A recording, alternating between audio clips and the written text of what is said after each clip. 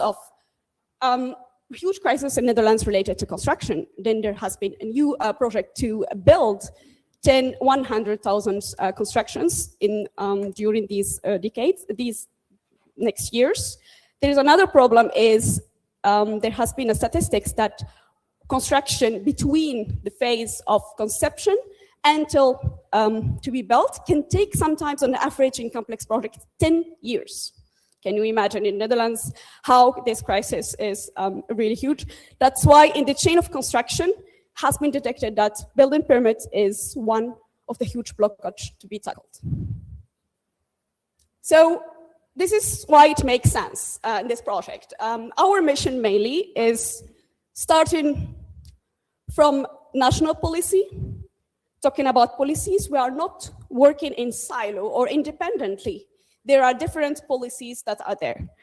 It's in Dutch, standardization important, I will translate it. So we have the BIM, legal for cadastral parts project, base policy. Standardization is aligned with digital building permits, also policy that we are working in, and also policies related to geodata, digital twin, and digital passports, energy. These are all policies aligned, so the results of our outcomes should be aligned in this chain. We focus mostly on the BIM, DPP, which lead us to the second mission, implementing in 5 pilot cities this year. Last year we had already Rotterdam worked on piloting. We worked also with Amsterdam, and then we have now 5 this year.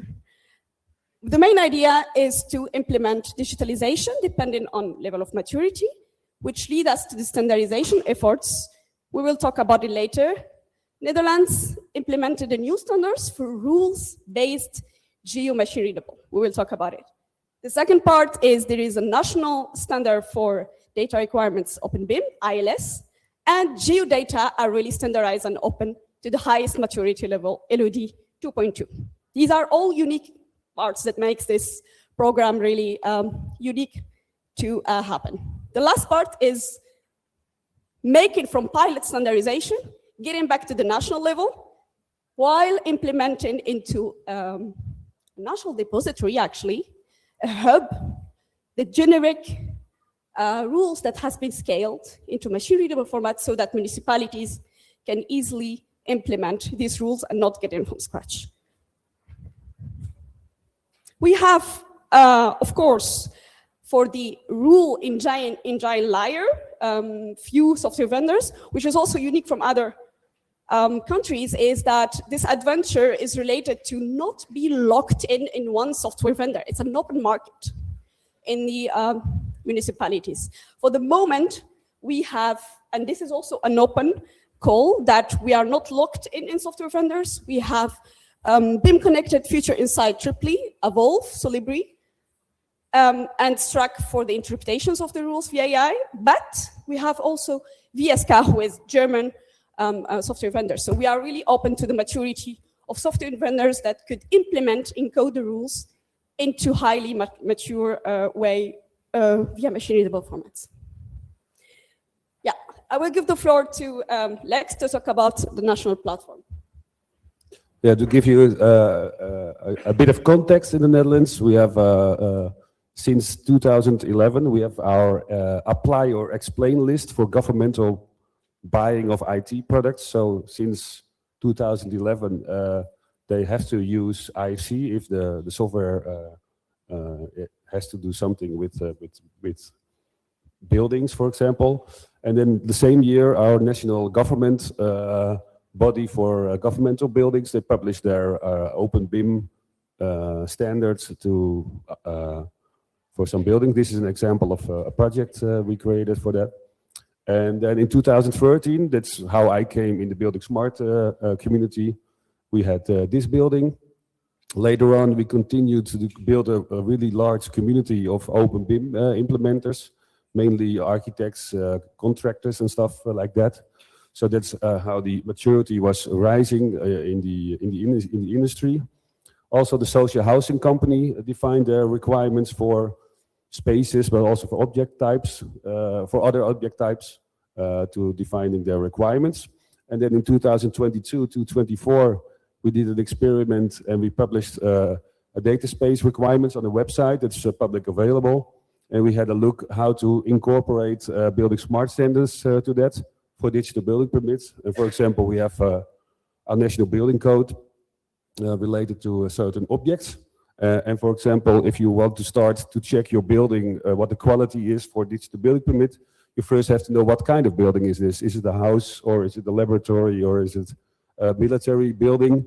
So we defined first our requirements based on the National Building Code, and we created, of course, some information delivery specification for that, public available. Also, the real estate developers gather together. So there's a community. All the real estate developers, they are hiring the architects, so they also define their requirements for projects. And the next step is to put your building into the law and your legal rights. You can now, since this year, you can upload your BIM files for the BIM legal, for the notary deeds. And if we have a new submission platform since 2024. You can log in centralized in the Netherlands. You can see all the rules that you can do a check if you need a permit on that same system. On the left top, that's DSO. Did we switch now? Or no, I'm sorry, I was continuing. We have DSO, that's the national platform, and it goes through an API gateway to the application of the municipality itself. And then the municipality has to take care what they are doing. And the municipality of Rotterdam, they built a high maturity level, a way of how this works, from open BIM to linked data and stuff like that. And we guide you a little bit through that approach. The Netherlands consists of different authorities. And all the rules in our country, if you push a pushpin on the map, you see on the left a list of all the rules are related to that specific location. In this case, this is the government, the national government, but also the water authorities. You see a smaller area with their requirements. And if you go to the states, this is Utrecht, and also for the municipality. But we now work for the municipalities. So, but for example, Alexander Worp, or you have different, these are from the water authorities. I don't know if he's here, but we have different rules for different authorities. But they are all geolocated. And if you want to do relevant checks for DBP, some are only related to BIM, for example, the size of the door. But we were focusing now, how do we check geolocated requirements? For example, can you build a nuclear power plant on this site, or is it only allowed to do a building? So that's rules on the map, rules of the card. So that's one part. So then we continue to the geo side. Jim? Thank you, Lex. So as Lex explained, the main idea is imagine the Lego game. So you have 3 different sizes of Legos or colors, and you want to connect everything together, so you need to have the manual. So what we are trying to do here is imagine that you have a package of Lego specific data that are coming from the building side, then you have the city side data with different sizes horizontally, and then you have the rules language. So these 3 languages, what we are doing in the highest maturity level is to translate them into different languages and then streamline it to one language that could be easily interoperable and interconnected. So when we talk about that, we talk about encoding the rules into SHACL rules and then validating them via GeoSparkle. This is the highest maturity way to do it. Of course, if the software vendor can fetch the endpoint and can be compatible with this format, which is the case of our 2 software vendors that are now within the project compatible. And we already started with VSK. We have also been connected who are aligned with this approach. And Triply was before in another piloting. If we focus only on the rules, so encoding the rules in the Netherlands at this stage, there are different maturity levels. We have still municipalities that still use PDF. Some of them use transitionary standard, which is called EMERO. And then we have other standards that we will describe in each level. From the PDF sides, unfortunately, we still have municipalities that use maps based on the lowest maturity level. The second maturity level, it's rules that are geolocated in the zoning. So the geometry is, for each zoning you have the rules, but the rules, they are text. They are not semantically machine readable. Then these are two different standards that you can find in the same municipality. The third one, which is Stop T-Pod. And this is, for your knowledge, and I learned it actually also lately during this project, it's a unique standard for Netherlands. It has been created, the UML and the conceptual model has been created only in Netherlands, which make a connection between each zoning. You can have also the semantic or the rules are automatically encoded. So, for example, you want to validate the rule of the usage of the building, if you can build a residential or none. So you have automatically an API that you can extract these data on a national level and filter your rule from the BIM side in the IFC spaces geofunction and validate it with the zoning. This is just a generic example of how standardization in Netherlands in terms of rules in geoside has been advanced so far.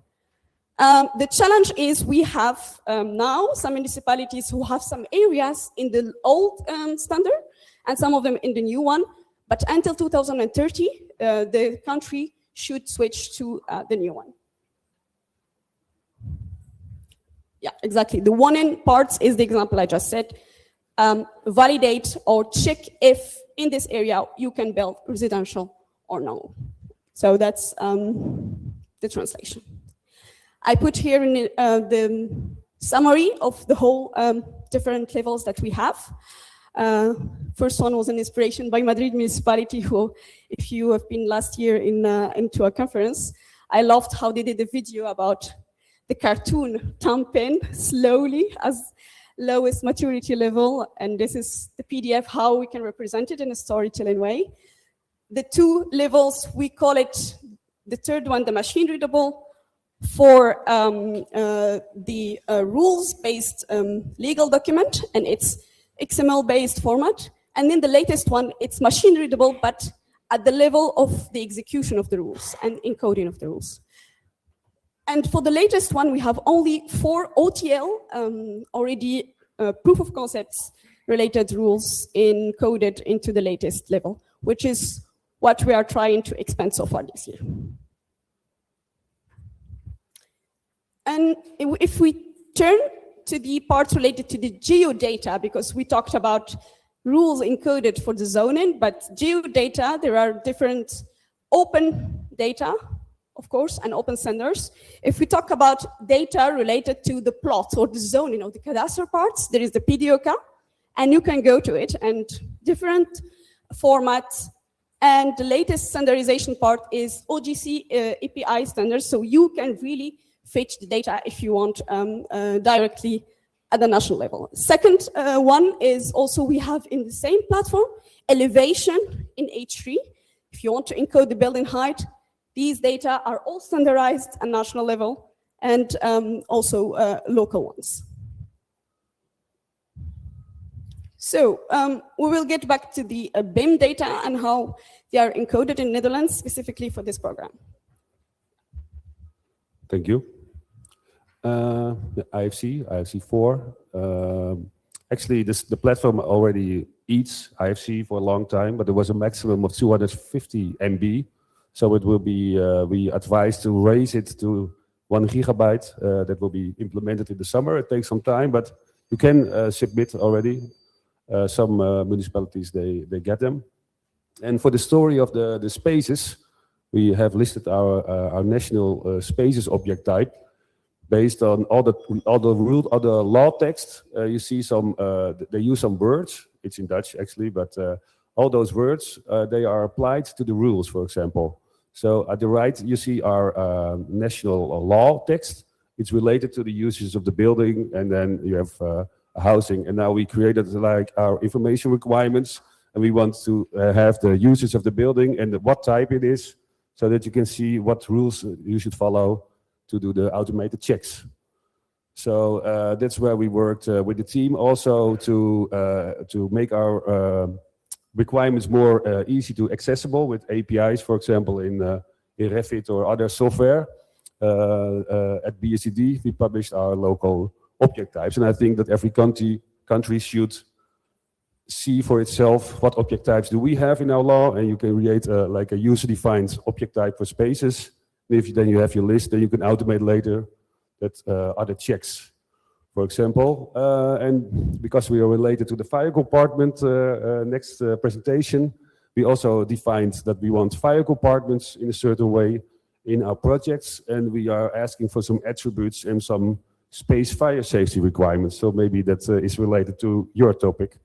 That's one of the topics, so that you can see, for example, with this laboratory in the Netherlands, based in the color-coded, what the fire compartments are.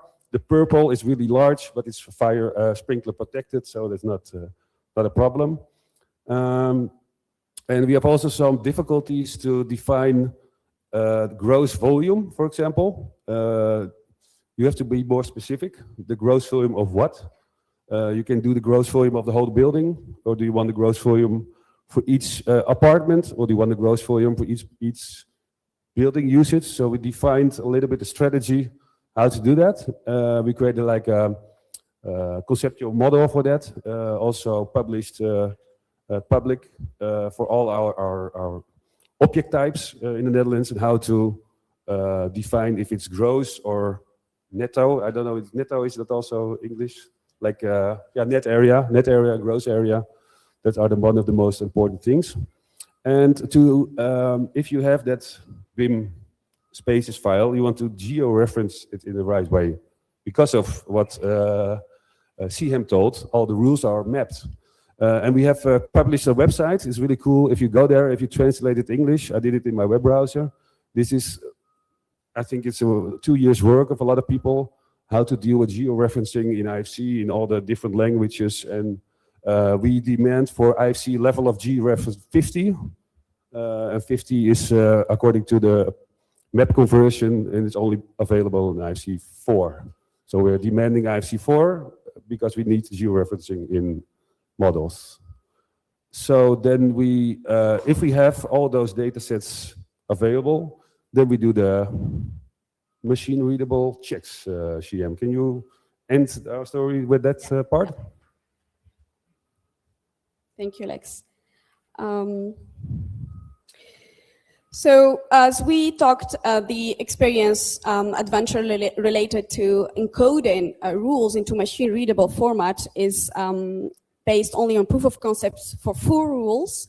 One of them is related to fire safety, distance to fire safety elements. But what we really tested these last 2 months with my colleague, who I need to mention, with working with us, Peter Bonsma from RDF company, who has been working from a decade on implementing also machine readable rules. So what we did is we chose, we always think it's the simplest rule, but it's the most complicated one. It's the usage of the building. So we tried to know how can we automate it into while using, as you said, the ILS, specifications related to IFC spaces. Then we have an object type, elements related to geofunction. And how can we take from the DSO, which is the national platform, via the API. We have different API related to the geometry, to the semantics, and we could extract directly elements related to where this geofunction one in, which is residential or non-residential, is geolocated. And we could validate it here via also the IDS. Yeah, perfect. This is where you can see all the work that has been done into placing this example. And one of the major things, we are at the validation parts, and we proved it for 2 municipalities, but we're scaling to the 5 ones, because this is a national rule, and it applies into different contexts the same way. Okay, I think that I have a sign that we already got over the timing. So I want to finalize with inviting you to join the journey, because it's so interesting for us to get feedback from other countries working in the same initiatives, co-piloting also, because there are 2 important events this year. The one related to digital building permits, we will share advanced result in it in November. But there is also people who are in the EU BIM task, an event that will be in the 25 May.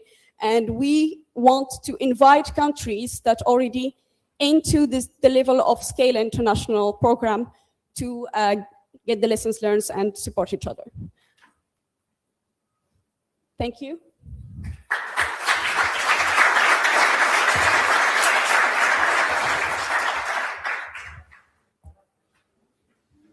Take questions while I get the next slide back, yeah. Okay. You said questions now, right? Yeah. Yeah. We can ask them already. Or you will? Yeah. So actually, we have time for questions. If you want to, you are curious or you want to ask anything, feel free. Yeah. Yeah, go ahead. Do you have an extra microphone? Just that one. Maybe you can talk with that one. Question. Who had a question? Hi. First of all, thank you for the great presentation. It was really clear. The question that I have is the vision to fully automate this permit giving, or is it a help for government and user end? And where does the first human factor come into place if you have that slide with the data sets and everything? I don't think we will fully automate the submission, but the slides are already gone. But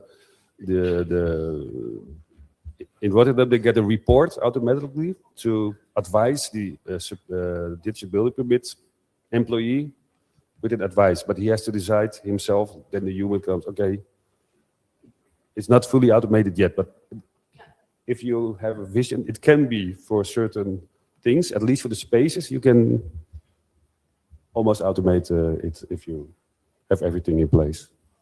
And where does it, is it a portal where everyone can just throw in their IFC models, or do you have to kickstart a session with a person and then upload? No, the public portal eats the IFCs, and depending on the municipality, depending on the maturity of the municipality, they can do checks. We have really low mature municipalities, like really small, just one person and not knowing what to do, and really high, well developed. And the last story is more the higher developed one. So it's depending on the municipality, they have to decide for themselves.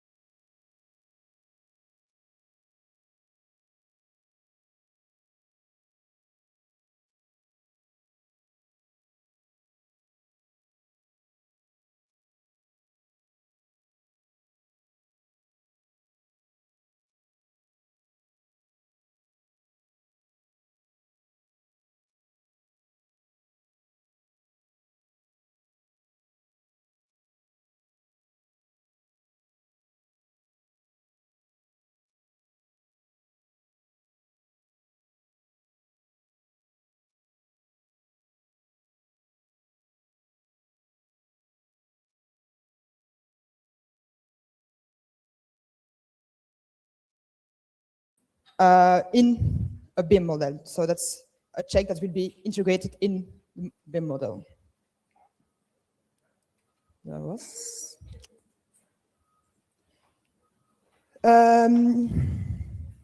To understand why we start with fire safety, I think you should know how it works today. So now an architect starts to design a project, and he often asks a fire expert to look at the project, but at the end of it.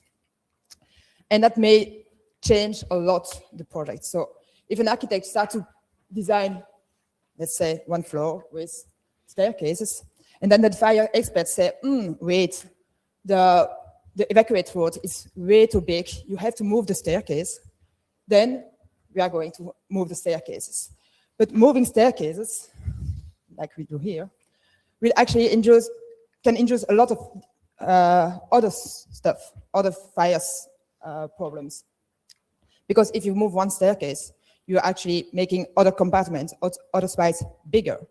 Are these spaces bigger and small enough, or should these compartments be divided into different compartments?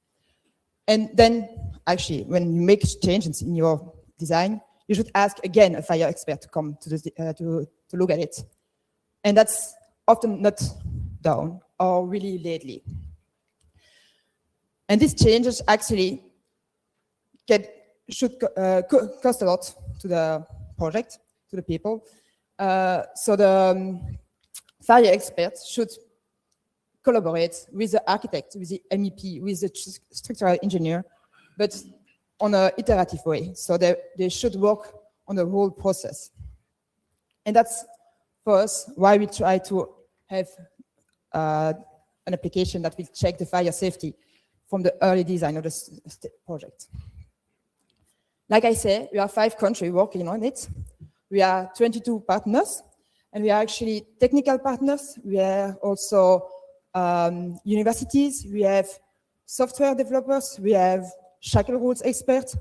We have BIM experts. We have fire experts.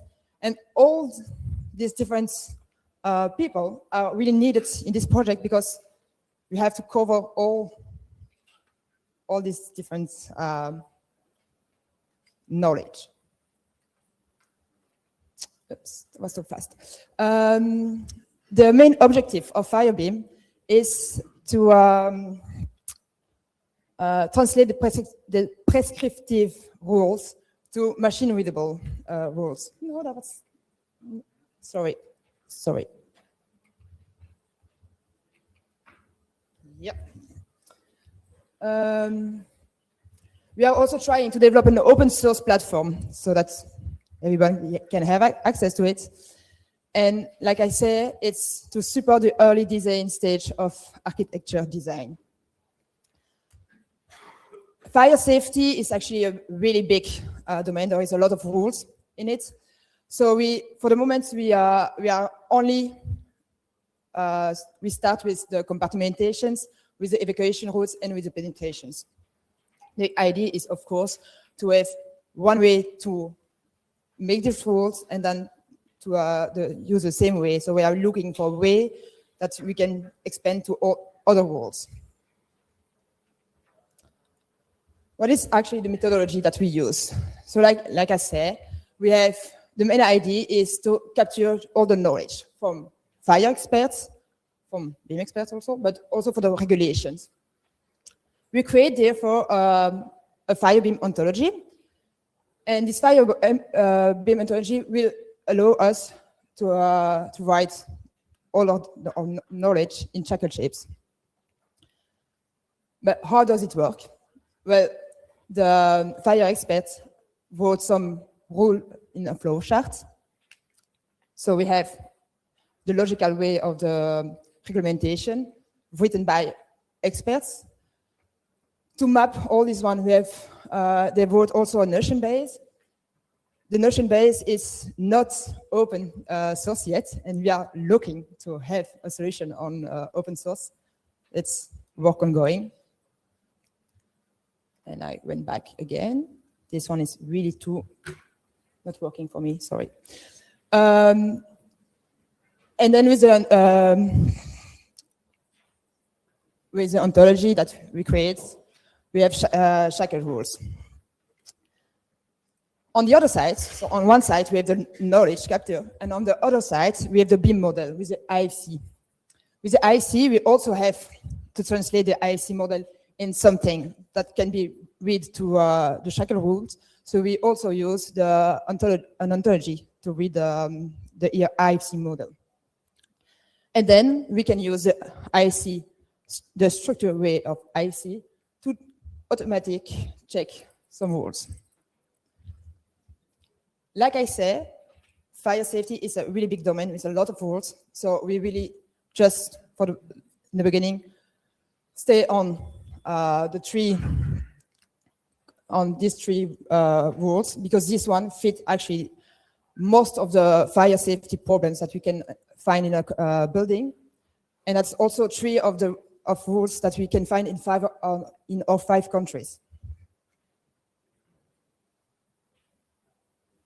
And I will let this one for Rui.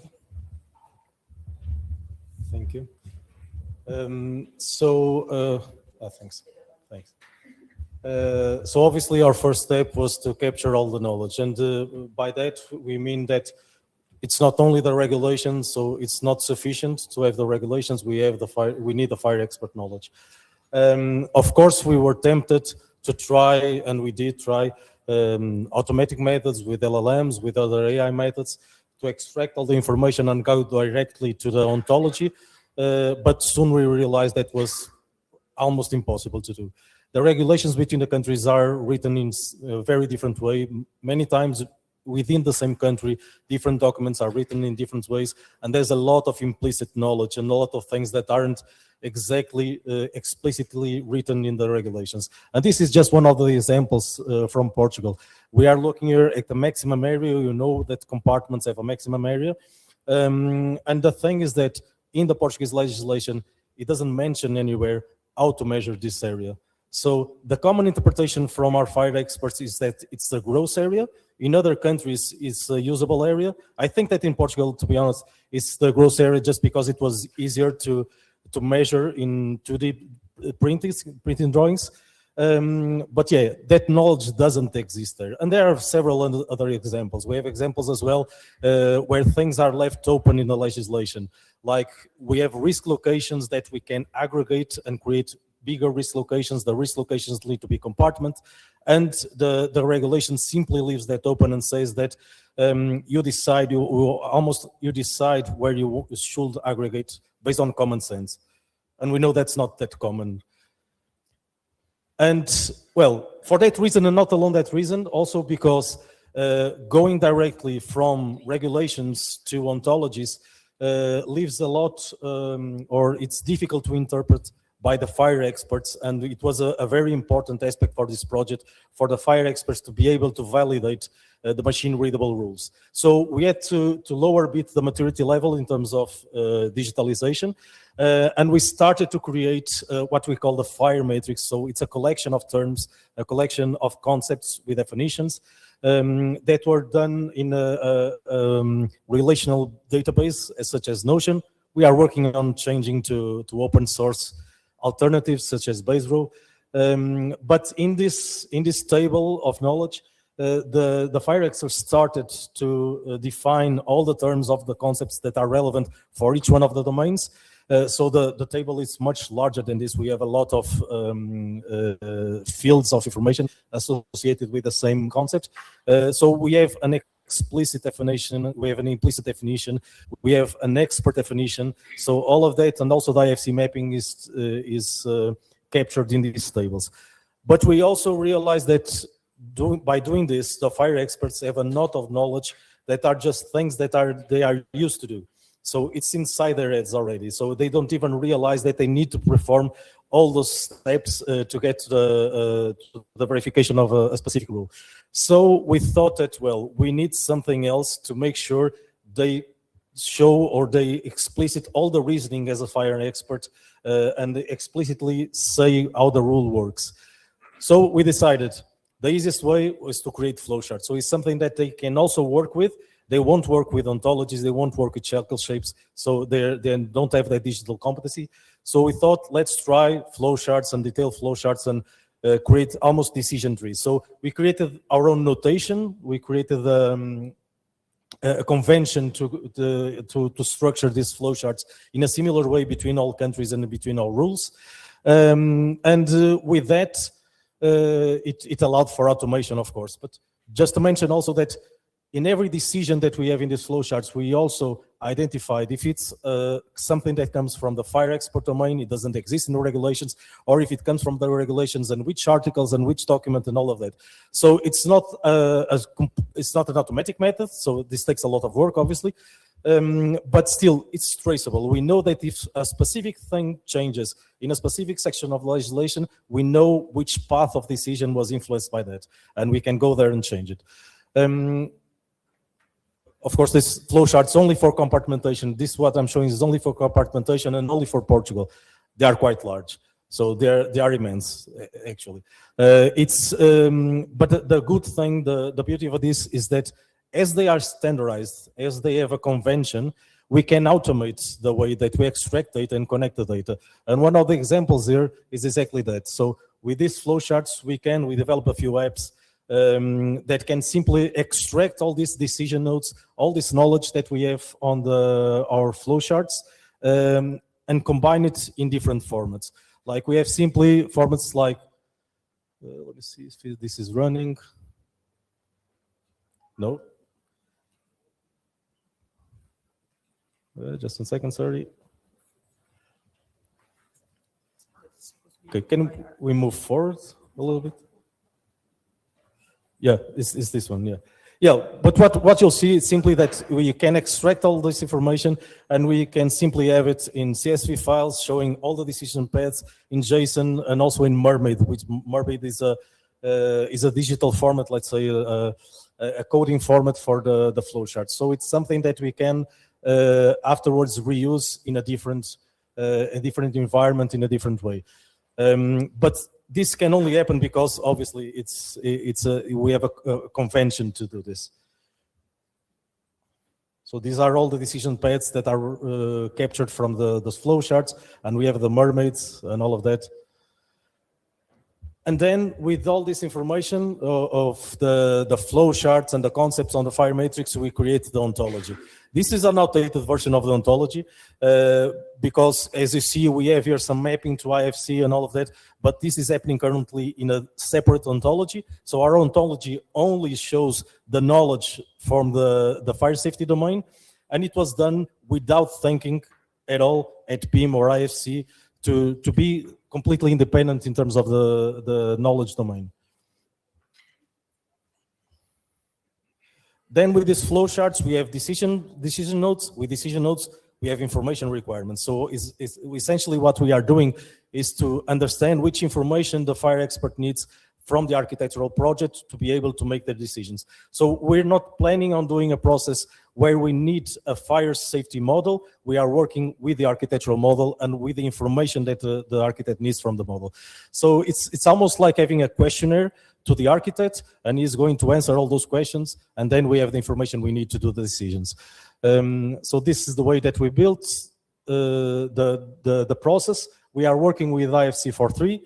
Obviously, there are challenges. There are already established methods of modeling. So there are different approaches. We don't want to impose a single approach of modeling. And obviously, there aren't, for every kind of concept, an equivalent in IFC. So it needs to be expanded as well, and we are working on that. So a simple example that we have in terms of compartmentation for the fire compartments. There are different strategies that we can use to represent a compartment.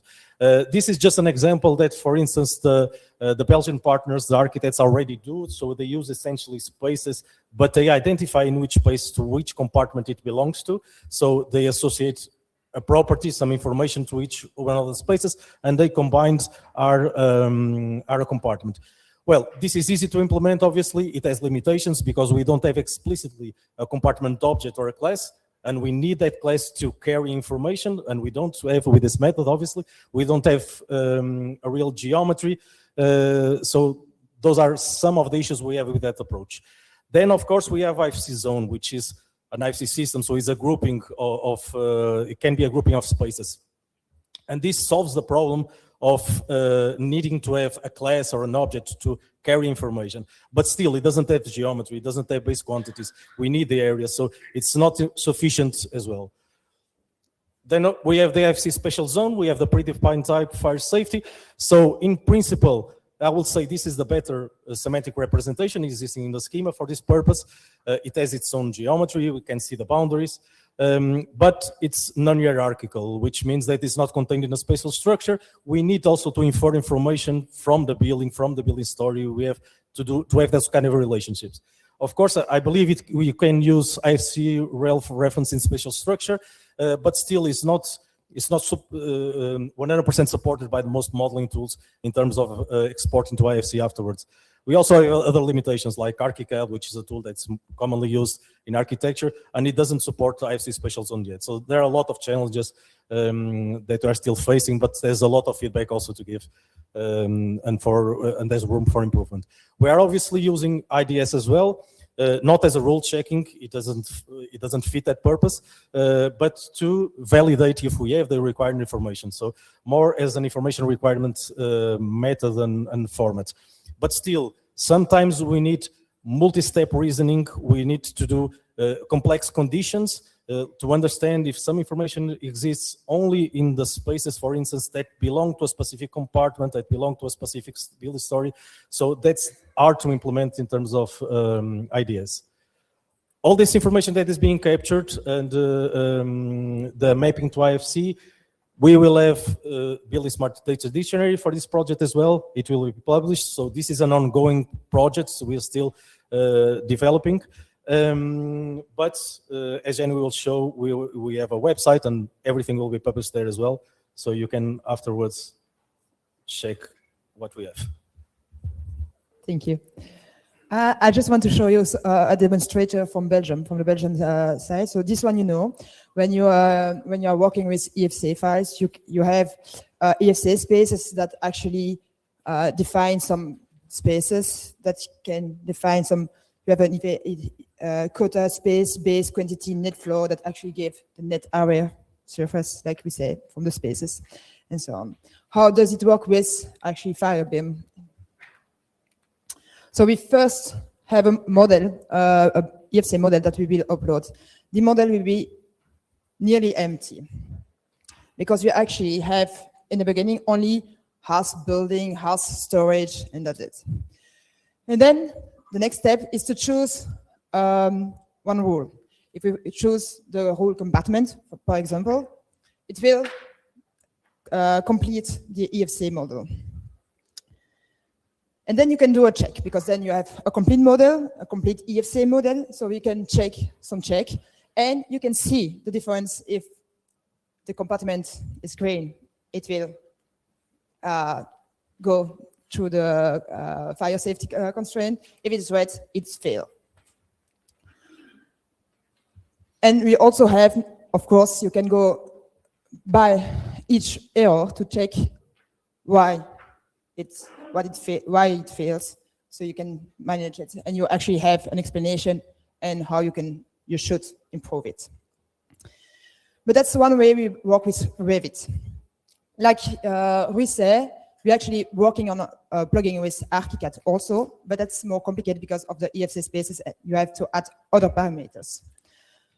So you actually have to add yourself manually all the compartments. You have to select different spaces to say this one is one compartment, or you can do it in an automatically way, but then you have to add properties in the beginning in your EFC space.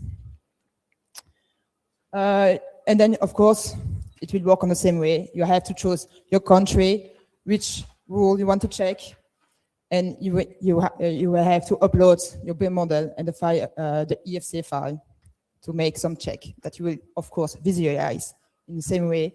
And you will also have, if the rule passed, and if it failed, an explanation why it failed.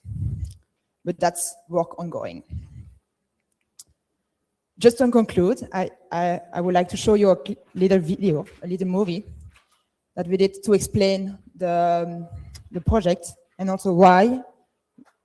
FireBIM is the platform that allows you to automatically verify whether your projects comply with fire safety standards.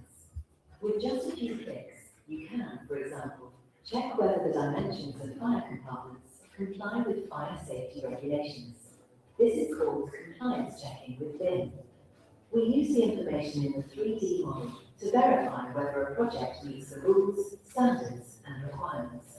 Imagine being able to automatically verify whether your model complies with the client's requirements, energy requirements, fire safety regulations, accessibility criteria for people with reduced mobility, housing quality requirements, and much more. Automating these checks delivers enormous gains in time, reliability, and quality. To perform these checks, you need two ingredients: a reliable BIM model, digitized technical regulations. And tomorrow, once the rules are available in a digital format, you can apply them with a single click. No coding, no compiling, and no complicated technical processes. Simply apply the rules to your design in the BIM model to check every detail throughout the entire project. For more information, contact BuildWise's R&D department and visit firebim.org. So for the moment, we have a website, and there is not yet every information on it. Sorry, but you will find all our work there, because we try to have open source work. So that's one point. And we, of course, have next steps because it's work ongoing. And for this one, I'm going to give the words to my colleagues.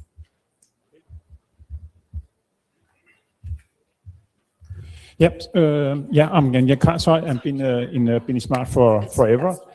So I'm been pushing for this project also, and try to focus on the IC and open standards, even though there are a lot of pressure to have the plug-in solutions. We have to be aware of within the IC that we have national requirements that will not elevate to the highest level that will become international standard. But I think here we could identify some properties that would be beneficial to put in the model. And we're also pushing for the IDS to have models that are containing what they should contain in order to do the checking. So I'm looking forward to continue in the project. I'm Vaidotas from Lithuania. So for today, we still need to finalize our hard work together with fire experts and BIM experts. And I think this is one of the biggest parts, because for today, even we have in the market more than 10 or 12 or 15 years with different BIM projects, and we have competition of BIM projects for 10 years. And within all this time, we didn't have this fire BIM topic in our competition within BIM projects. It means that this topic is still, very important, but it's still somewhere. So this is a huge challenge, how to make this paperwork go to BIM environment and data management part. The standardization, we have requirements today for the BIM, but they are general. There is no real requirements and e-specification part what should be presented in the projects.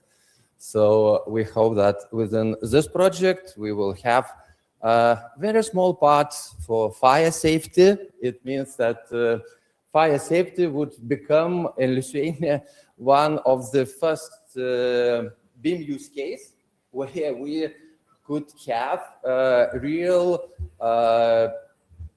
done by fire safety team and BIM team e-requirements, and we will have the first e-check possibility. Yeah, so Building Smart is the place where we need to collaborate and communicate. So, thank you. Thank you. I'm Radboud Beijer from the Netherlands. I've been involved a while with Building Smart, but not forever, as Jan. They just flew me in for this project, so I'm actually looking at this for 2 weeks now. So this is pretty much new for me too, but there are some interesting things in here that you can get on a generic level. My background is in specifications, and standardization, so strengthening the standardization would be my role in this project. But looking at rules and getting that into projects, it all has to do with translating your wishes to requirements that you can check with. And basically your wish list as a designer or a regulator or whatever needs to be translated to be able to check it. So you go from function to performance to actual technical solutions.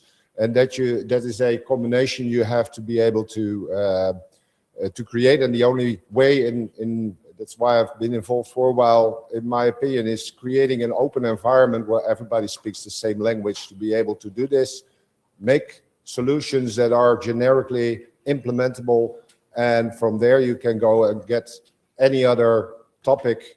But this actually shows that you get regulation into specific rules and then be able to check it. And the next step will be, for instance, you could get domotica and communication platforms. So there's enough to do for anybody who wants to get into this. Thank you.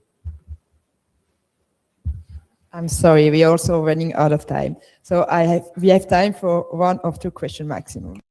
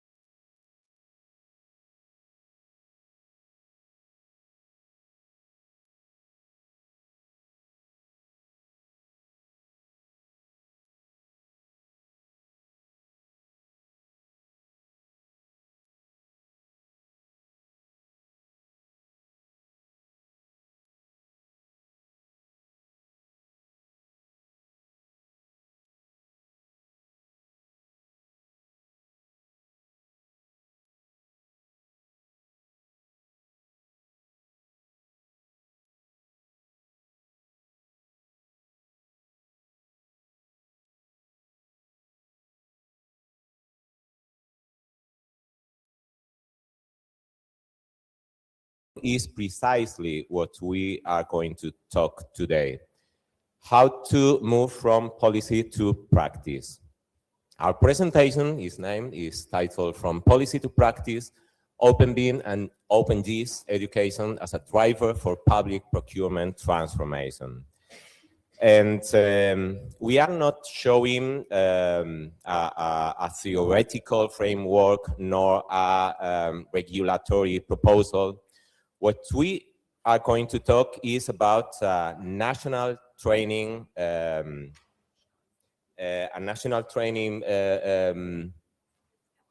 course developed, supported by the Spanish Ministry of Transport and implemented by the Higher Council of Architects. This course has been developed by a group of teachers represented here by Maria and myself. And this is important through a public grant. Each year, the course evolves with new resources, and because this initiative is conceived as a long-term BIM adoption in public procurement. Next, please. Okay.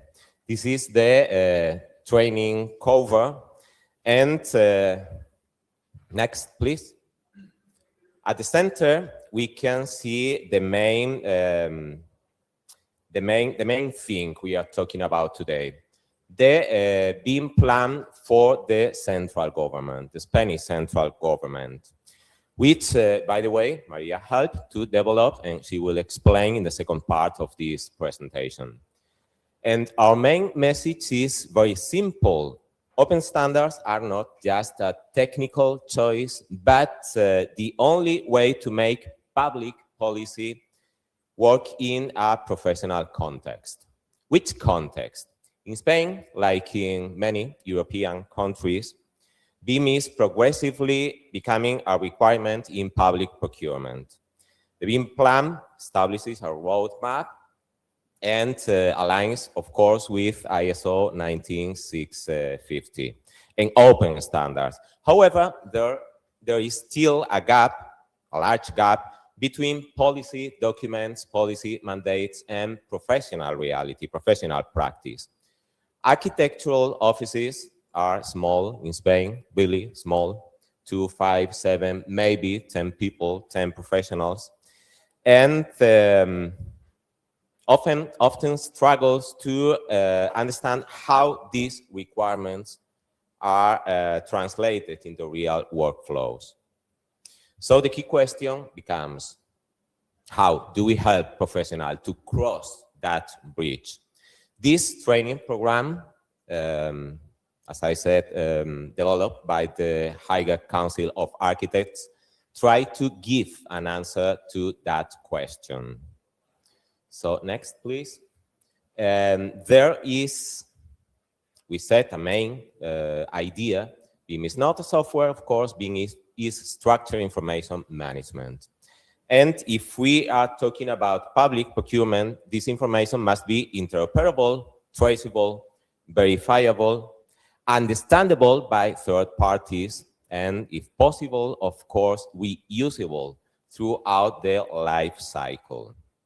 So instead of teaching isolated tools, we try to work around a continuous information workflow. Next. The whole program is structured. We have a guideline thread, and the whole program is structured through a single project, an architectural residential model. This model evolves through the course and allows participants to see the flow between the different stages and through the entire process. The model is initially created in Revit. This is not relevant at all. And as we saw yesterday, for example, we cannot conceive working nowadays without AI support. So we make use of AI tools like Finch or Adarcus, not as a disruption, but as a supervised assistance within professional workflow. Next, please. This is the model in Revit, the architectural model. Once the model is defined, the first key message appears. The contractual deliverable is not the native model. Next. Next. Sorry, there's a little disorder in the slide. Stop. The deliverable is not the native model by the IFC models, the set of IFC models. The IFC becomes the primary information asset. Then we introduce IDS, and participants realize that the IDS, the exchange information requirements, is more than a document, is basically a set of verifiable requirements. At this point, something very important happens. Professionals move from working by intuition to working through verifiable compliance. Well, but the architectural model is not static. We edit it, and we work with Blender and Bonsai. We heard about Blender and Bonsai yesterday when we talked about digital building permits in Gaia, by the way. I think it's not relevant, but it is important to give that message. We can work with open software tools like Blender. So with Blender, next please. This is Blender, this is the model in Blender, and to the right we have the information panel. We work with Blender, with IDS, we enrich the model and adapt it to the requirements defined in the IDS. And at this point, again, something very important happens. Next, please. Well, this is IDS Maker. We use to fulfill the IDS file. And next, we are checking with this IDS in the Blender environment. Next. Something important happens. Models or participants understand that the standard that does not depend on a software, and the control of the data does not depend on the vendor. Next, additional disciplinary, go back to see the models, the different models, back. Don't worry. Just to show back here, one more, please. The different model by discipline: architecture, structure, HVAC, next, plumbing, electric, next. Well, different building services, different models. That, of course, they are federated. Class detection is performed. Issues, of course, are managed by CF files, and all the coordination follows the logic aligned with the ISO 19650. Participant understands that they touch the models and they find out that models can be used, of course, for coordination, but mainly for decision making. Go ahead. Okay.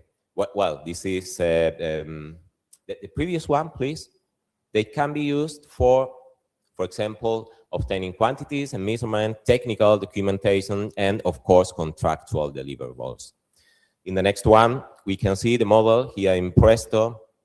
This is a tool for obtaining quantities automatically, multiple processes. The model becomes an information asset feeding multiple processes. Next, please. Well, one topic that often creates confusion is the difference between a CDE and DMS, Document Management System. The CDE is temporary, project specific, and defined by the ISO, okay? Whereas the DMS is permanent and belongs to every single organization. Both are necessary, but they play different roles. Understanding this is key to digital maturity. And we believe it is necessary to show this difference and, again, working with examples. This is one of the tools we make use, a CDE. This is being served at center. And we can see here the different models by discipline. Next. Another thing, another important thing, a central message. Sorry. Our models must be geo-referenced. Why? For three reasons. First, because the BIM plan requires it. Second, because it ensures real coordination. And third, because it enables future operations. We work with tools like QGIS, again, open software. We can see here the model in a territorial context. We work with open geospatial standards like GeoPackage. And here we can see another CD, another environment where the architectural model is consumed in a territorial context. And finally, lessons learned.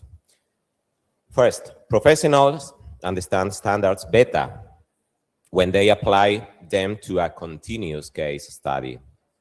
Standards stop being seen as a constraint when their logic becomes clear. Integration with GIS expands the potential of BIM and the strategic vision. And public procurement can become a powerful driver of innovation and transformation in the sector. But the decisive question is still, what does all this mean for architectural practice today? As I was saying, offices are small, very small, with low BIM maturity level, not many resources. So the challenge is not only understanding the standard, but knowing how to make them viable, usable in real professional environment. And from that perspective, now my friend, my colleague will address the BIM plan not as an abstract framework, but as an opportunity to transform small and medium-sized architectural practice. Thank you, Marco. Thank you, everybody. I got you some water. Thank you very much. Okay, we just wanted to present this to the community because we think most of the time one of the most difficult things to do is transform mandates in real practice, right? You set out a mandate and the next day everybody's using BIM. That's not the way it works, right?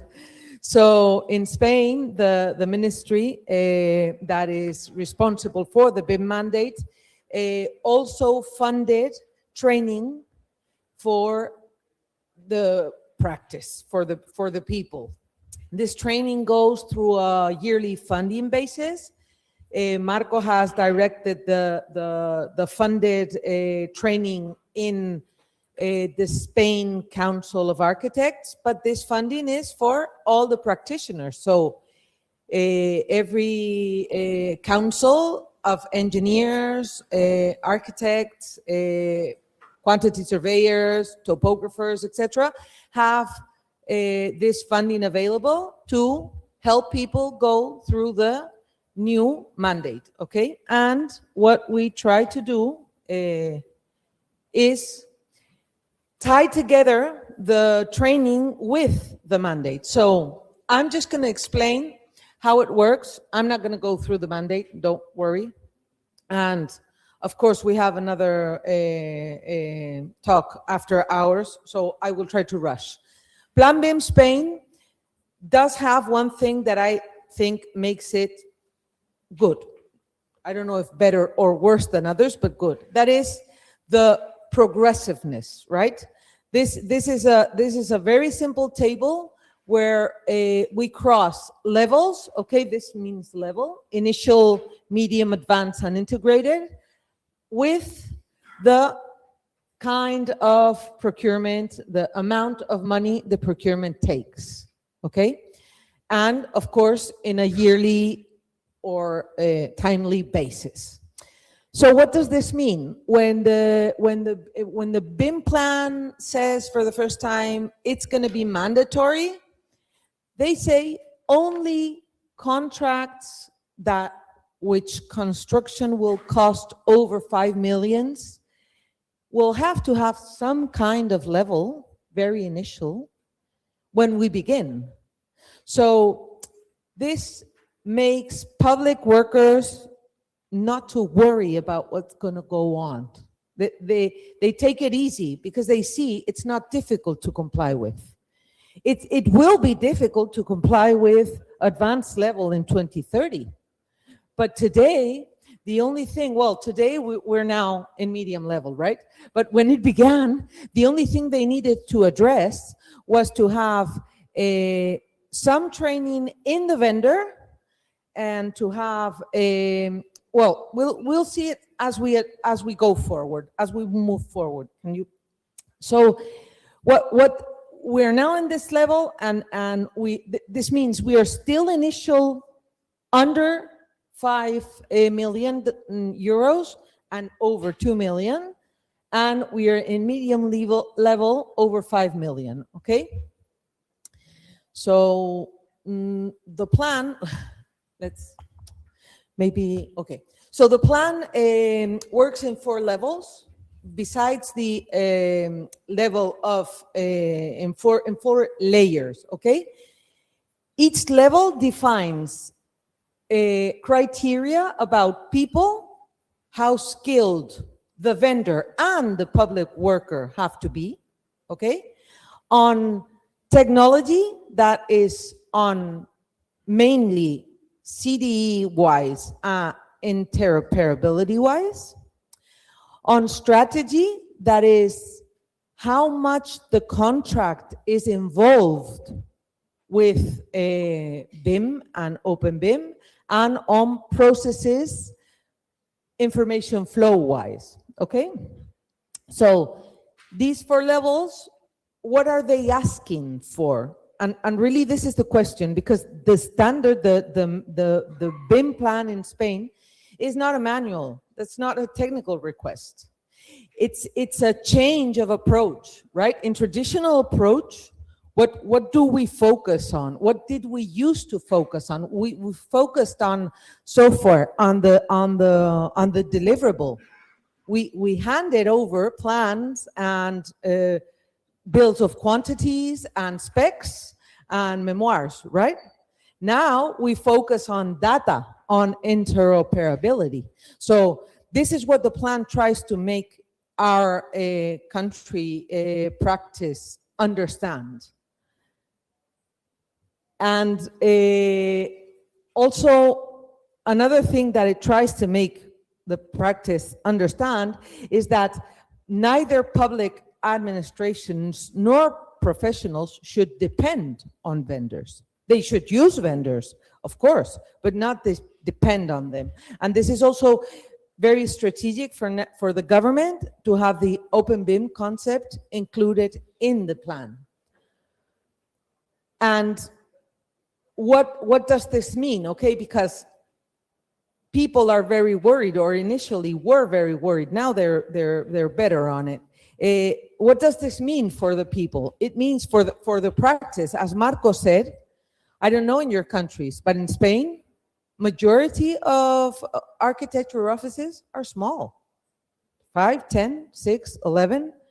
We don't have an enormous amount of companies that are 600, 1,000, 80,000. Well, of course, 80,000, there's only 1 or 2 around. But and they don't know how to respond when they see specs.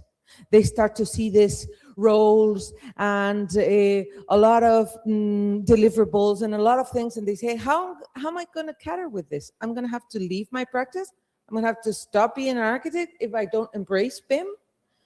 And of course, if you don't embrace it, you'll have trouble. But it's not so difficult. And this is what we try to take them in these courses. We try to make a parallel between the plan and how they can introduce it into their practice, right? So to this course this year, this is the third year we work together. This year, we were specially focused on these small practice offices. And we just wanted them to understand that they were only asked to do very little things. This would be for initial, just you have to respond to some properties of the information and identify responsibles for some matters, organize versions, and be able to export IFC. That's all they are asked for. So it's not that much. It's quite easy. And with trainings like the one the Council of Architects promotes and the other engineering councils promote, this is very easy to learn.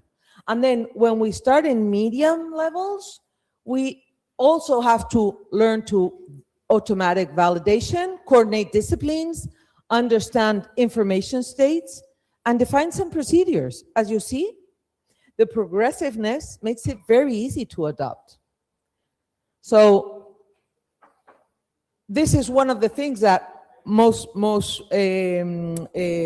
generate. Roles. I see the BIM manager, the information manager, the responsible for this, that coordinator. And I have a very small studio and I say, how am I going to cater with this?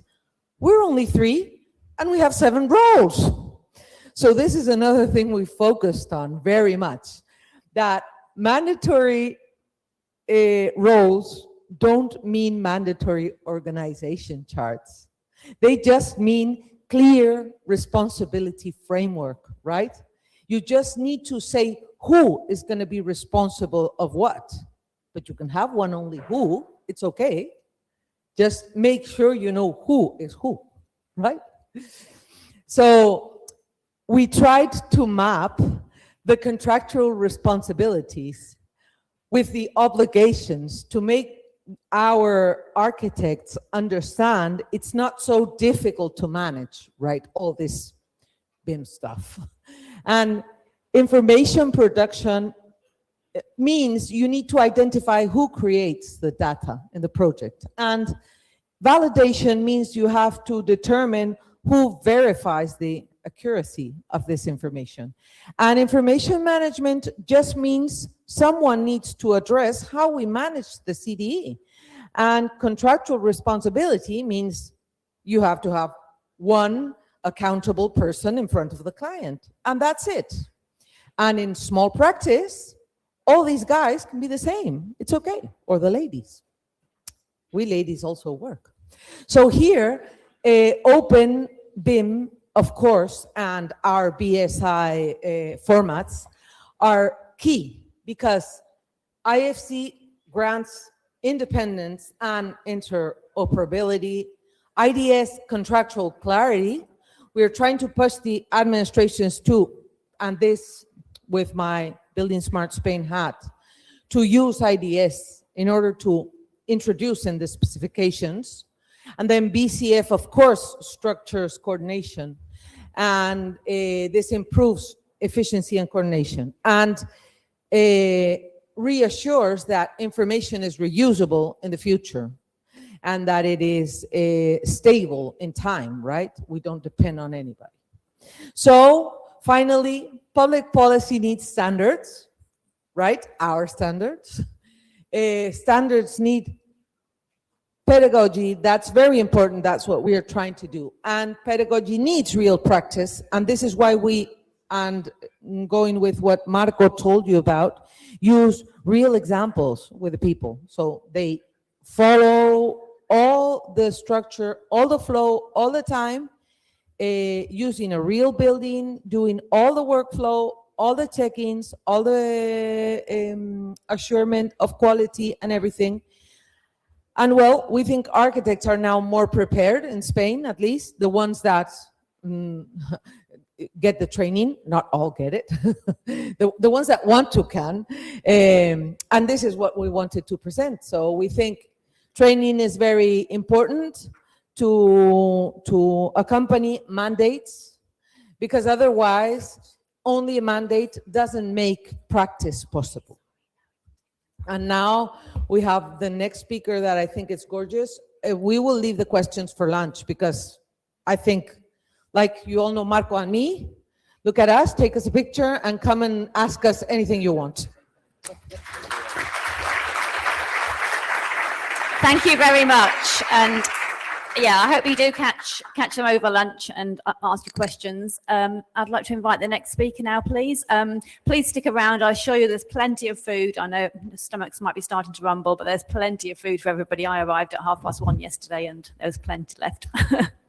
Thank you, Lars. Guys, I'll speed up, okay? I'll do it in half time. I'll do it in 10 minutes, okay?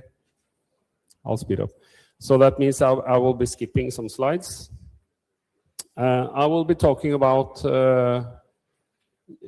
policy regulations in Europe, 2 of them, which is going to provide the digital product passport and the standards, frameworks for that.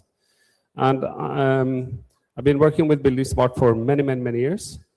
And it's still the same topic as I've been talking about, but now it's policy. So I think it's more top-down. I'm out of co-builder, started my own company called Lakmus. Will take all of my knowledge and build a web page, voluntary work. Basically what I will be talking about is all these things here.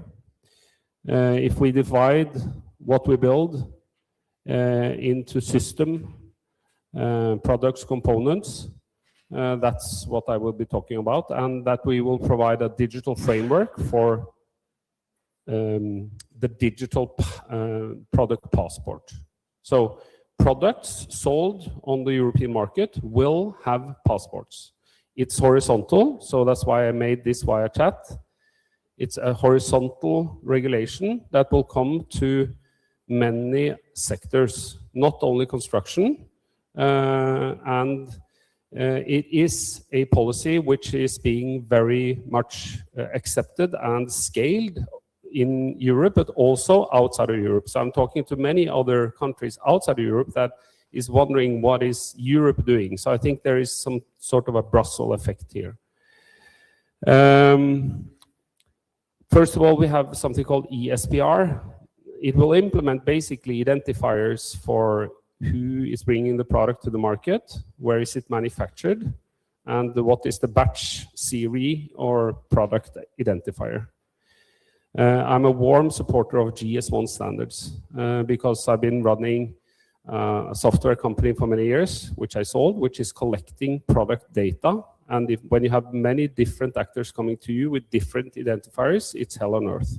So that's why you need common identifiers like Pepsi Cola and all these actors have been doing for years. So there will be a set up EU registry for that, so that anyone, any client, any organization, any user will always get to the right information. And that is then implemented as a part of the construction product regulation. I don't have time to go into all these details, but I'd like to talk about this one little piece of information, which is Article 75. It will use data templates. People that have been following me on LinkedIn know that I've been talking about data templates. I have been very actively supporting the SEN 442 work to make standards on how to structure data around objects in this context. It's data templates. And what's important here is to understand how this is interoperable with the Building Smart standards and Open BIM. And this is really something that I think is highly valuable for the whole audience. I won't go into this. Just want to say that any product put on the market has to have a declaration of performance. There's a timeline on this, when it will happen. What's new? Sorry. I think CPR, Construction Product Regulation, it provides two things which is essential for this audience. It provides a technical language which is mandatory. When we talk about the window, we have to talk about the window under the law in Spain, Germany, Norway, Netherlands, everywhere in Europe, not EU, Europe, have to talk about the window in the same way, the way that we're talking about fire, energy, whatever it might be. And it's also it's the market maker. This is how you can sell products in Europe. So where are the manufacturers today, by the way? This is a crucial question. In the new CPR, Construction Product Regulation, I've been pushing for this. There is, in the regulation, the establishment of a European data dictionary. So then we talk about BCD. It's not BCD that is going to be used, but interoperability between dictionaries here is key. So it can be used by many. It can be used by Autodesk, Nemetschek. It can be used by marketplaces, whoever wants to sell anything online. But it's really important when we talk about an object, what is an object, like window, and what is the characteristics of it. So we have interoperability for all software systems in between, and that's where the machine readability is key. This is how we define characteristics, properties in Europe. There are test methods. And this is how, when we say that we want something, and that we want to measure carbon, we want to know the cost, all of this is connected. So that's why interoperability between all the different softwares is key. When you understand that there is a technical language, that this is the technical language, this is how we actually measure strength on, like in this example, concrete. This applies to fire, U value, whatever it might be. And I led work for the European Commission on how to implement a DPP system for the European market. So the DPP system is key. And one of the standards here is a standard on how to develop properties, the governance of properties. So in BSDD, there's a lot of different dictionaries, but what we need is a common way of trusting properties that we define. And as the Commission will provide it, you can trust it. You can go to law, you can go into the toilet, you can go anywhere, and you can trust it, always. And it will be in English, German, French, in the beginning, and machine language, GUIDs. GUIDs is very important. And then data templates. And then within the declaration of performance, you can have legal data, but also other data. And you will have establishment of a more direct approach from manufacturing to the clients. So the manufacturers will have a better way of actually communicating with you as a user of the product. And it will be able to hold, and you can create many, many processes based on this. Timeline. So in the first standardization request is done for cement, and then we have windows, doors, and things like that coming. So the timeline here is that in 27, 28, it will arrive, the system, the dictionary, and that's where I think it's important for the open standards to understand how can we use this? Because it's a top-down strategy, it will come to you no matter what country you are in Europe, and also outside of Europe, it's coming. China is adapting, Canada is looking at it, so there's a lot of traction on this as it's legal. One thing that I would like to mention is there's a change. There is an addition for EPD data, environmental product declarations, and there's a data schema developed called ISO 22057. And anyhow, there's a schema for environmental impacts, meaning generic or as-built. And you will see that you'll meet the two ends, like generic requirements, ISO 19650, and then you actually get what you ask for. And that's the addition to the regulation. Today we have the basic requirements for building codes, which is everyone, I guess, know the building codes for Europe. We have the European, the building smart standards, and the question is here, how can we, as Building Smart, use this?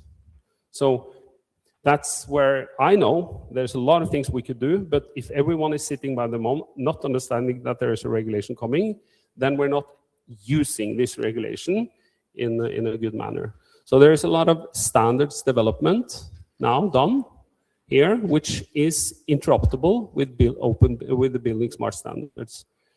So I don't think that I have any more time, because I like to let you out of the room. But what I can say is that this will bring stability to the market when it comes to having trusted properties, data sets, data templates, where you can use this in a lot of the activities that we are having in Building Smart. And it's relevant for the ISO 19650, asset information requirements, BIM objects, BIM libraries. There's a lot of things that this can be used for. And I think it's going to transform the industry quite a lot moving forward. So that's it for me, and thank you.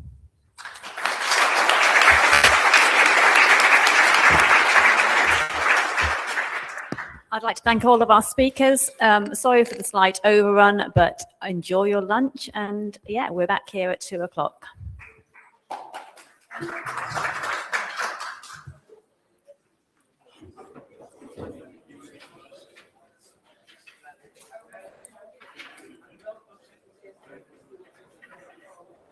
Hi. Oh, yeah, help yourself. Yes. Yeah, take them. Yeah. I guess this would be. Okay.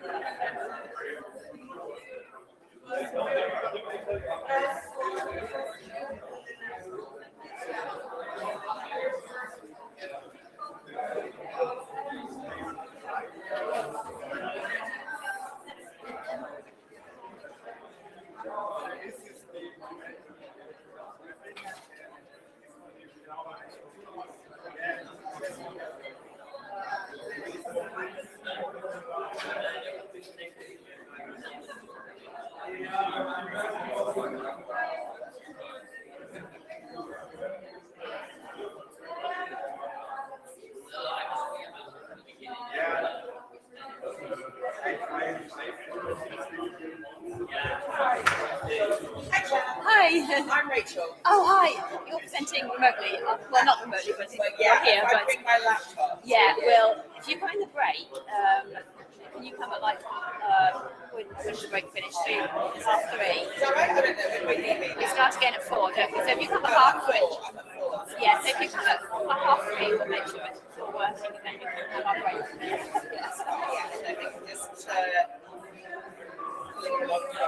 Yeah. Okay, cool. No worries. I'll see you then. Brilliant. Excellent. Thanks, Rachel.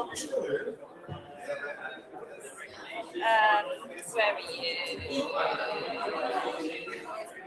Oh, did you? Oh. Where did I put it?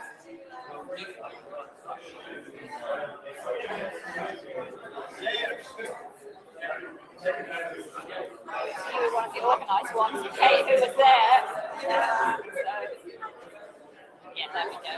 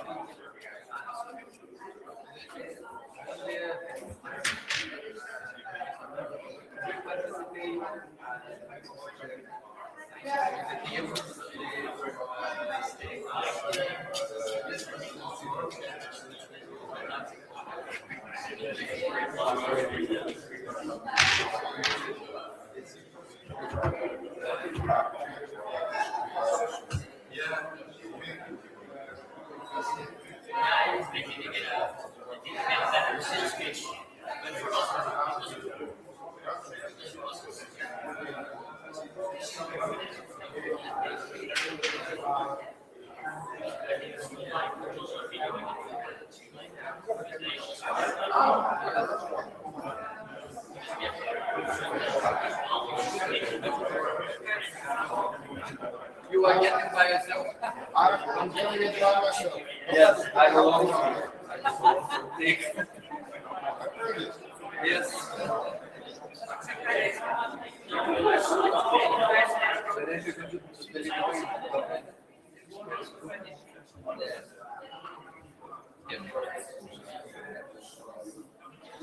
I think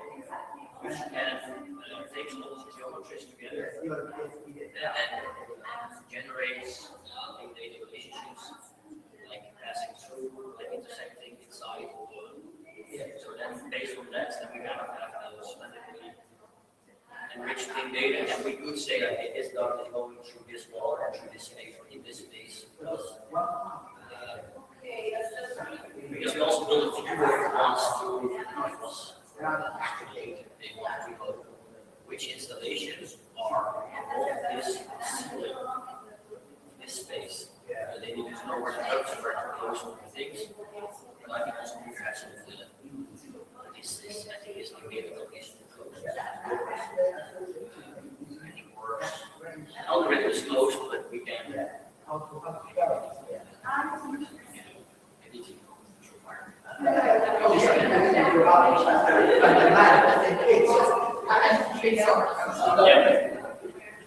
Because also for this, we are working with birds. Birds is a financial safety advisor, but they're also working on updates. They're also asking us to start looking at BBL requirements like daylight entrance, noise through windows and through walls. So they are also asking us to also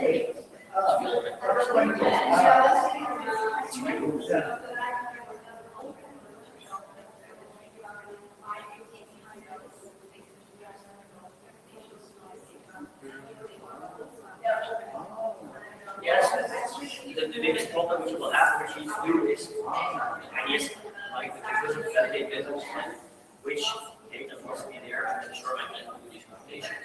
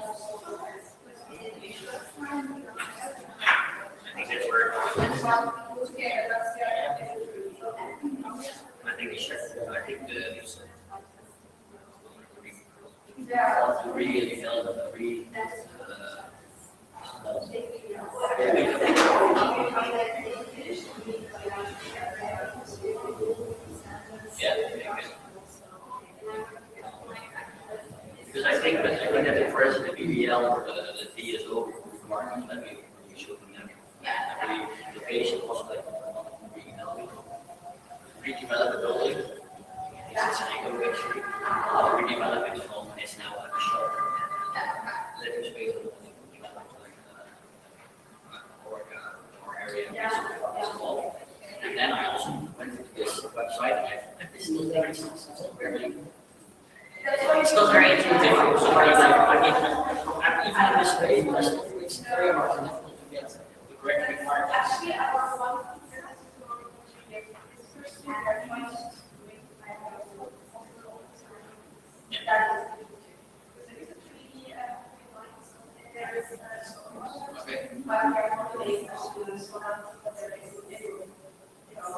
Yeah, I'm trying to not really speak all these steps.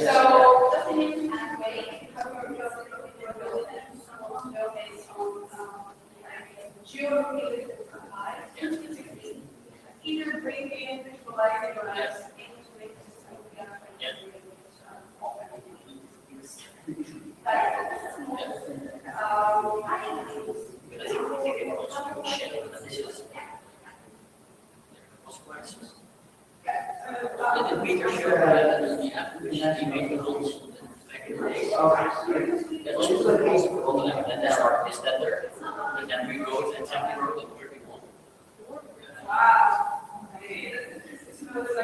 Yeah, so the first was done by something. I think they were very happy with it.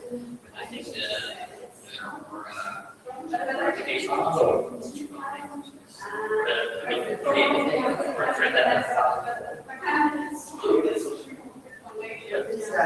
I mean, on our application is controlled by the investigation for the data.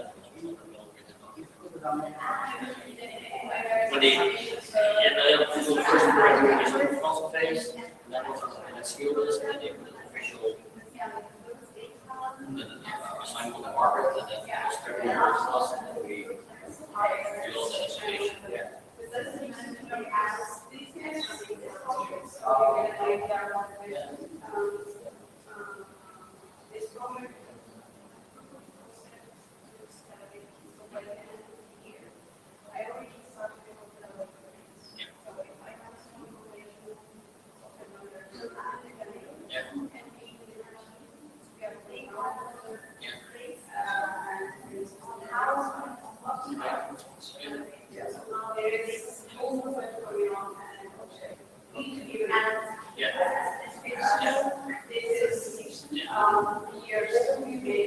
Yeah. No, but the software for us, it's that we was 3 years. So yeah, the software is very good. And then we'll just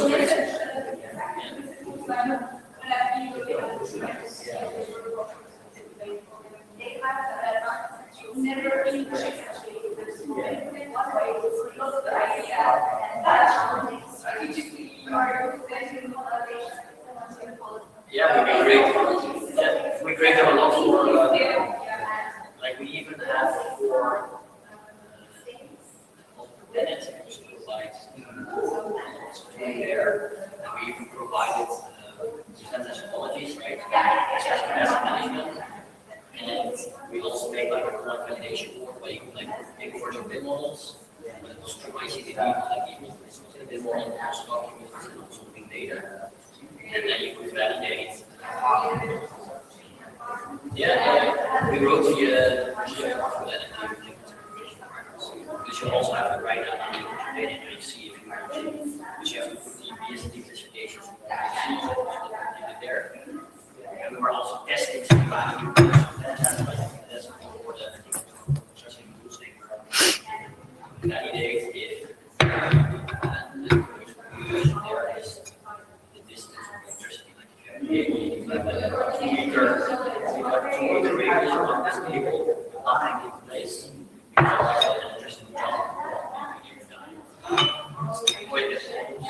We could also validate that the ultra cable just like extend like a circle around it and flash check that circle with it.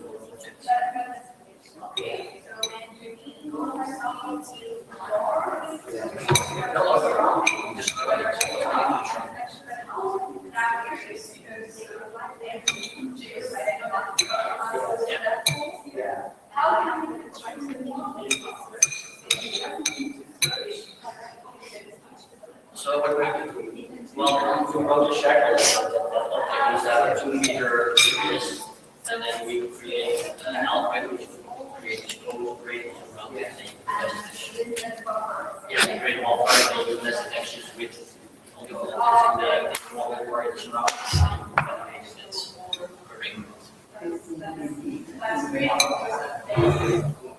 Yes, the most difficult